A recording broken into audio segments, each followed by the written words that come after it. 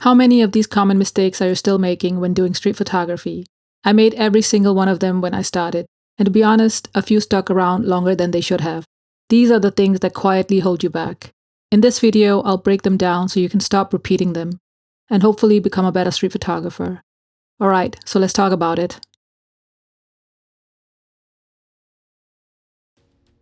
So common mistake number 1, bringing too much gear on a photo walk. So this is actually one of the things that happens to new street photographers a lot. This is also called FOMO, fear of missing out. And this is also exactly what happened to me when I was a completely new street photographer. I used to bring a lot of gear with me, and the idea of me having a lot of gear made me somehow secure in terms of getting the right shots. But that couldn't be further from the truth, because in reality what I needed to do was that I needed to focus on what's important, which was to get out on the streets and practice and train my creative eye. But instead I got distracted by carrying all that gear with me on a photo walk. There are a few reasons to why bringing too much camera gear is not a good idea, and the first one is quite obvious. So the more you bring, the more you have to carry on your photo walks. And a photo walk can be from 1 hour to a couple hours, and it might be a little bit tiring to carry that load around. So just be mindful when you're packing your camera bag. Another reason might be that it can make us feel in control, especially as a new street photographer where everything feels out of control. We don't have control over our settings, or we don't have control over our camera, at least not yet. This is something that needs to be practiced, and practiced a lot. But it can also make you more distracted and not focusing on the task at hand, which is basically to go out on the streets and practice your creative eye, as I call it, and learn to observe your surroundings and just slow down. The way to get around carrying too much gear is just to get used to carrying only what you need, and that is a camera and a lens of choice, and you will be good to go. I just want to ask you something real quick. Are you new to street photography and struggling with the basics?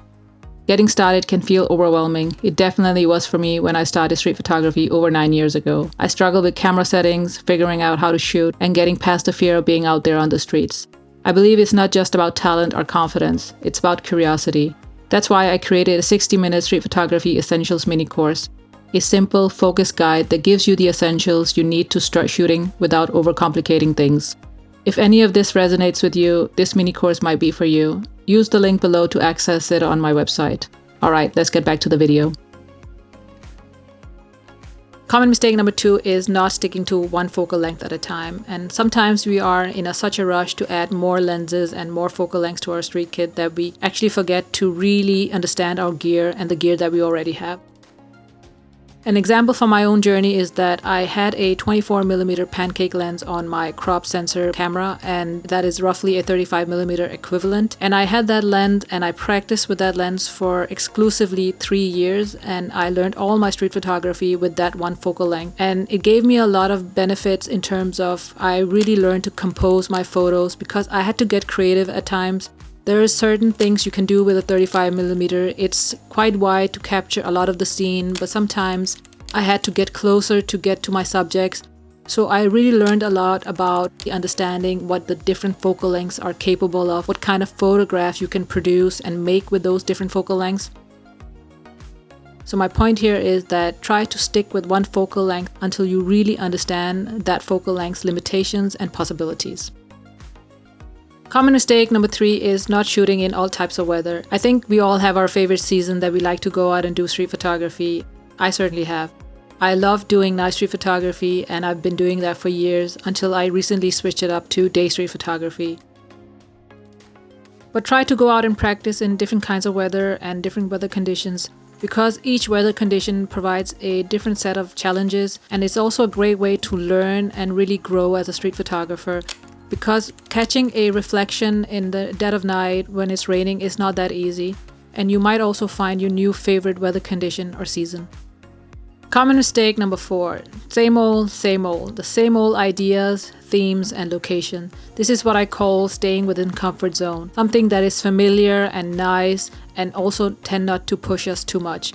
So try to get out of your comfort zone by going to a new, unfamiliar place, because this will help to grow and evolve you as a street photographer, and it's also fun to go out and try something new once in a while. Common mistake number 5, the set and forget mentality. The set and forget mentality when it comes to settings can get you far, but not all the way and not always. Because street photography is happening in such a high-paced environment and there's a lot of movement happening around us, it is really vital that we have our settings nailed down. An aperture priority mode, for example, that a lot of people use for street photography can get you really far, but once in a while it's really nice to look at your camera and just make sure and check in if the settings are dialed in correctly.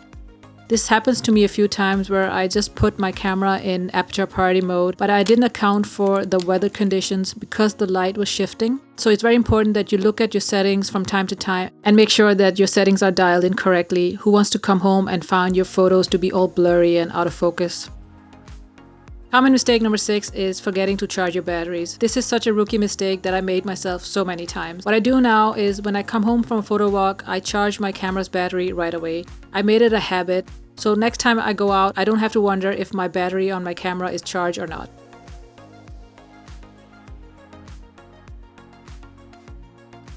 This was the list of common mistakes that I made myself. Maybe you have your own list? Let me know in the comments. Alright, take care. See you in the next one.